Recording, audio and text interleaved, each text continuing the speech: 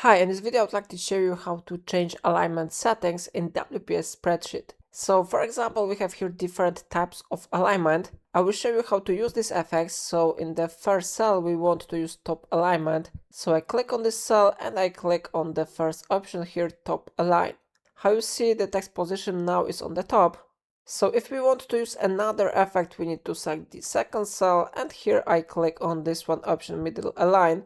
So it should be on the middle of the height of the cell, so the position here is correct. The third option is bottom align. We need to select it and then we click on this one option, bottom align. So it is this effect. Now we will check the left text align. So I select it and I click on this one option, align text left. It is on the left position, so everything is correct. Now we have here center text option, so I select it and I click on center text. Here we have right text align, I select it and here I click on this one option.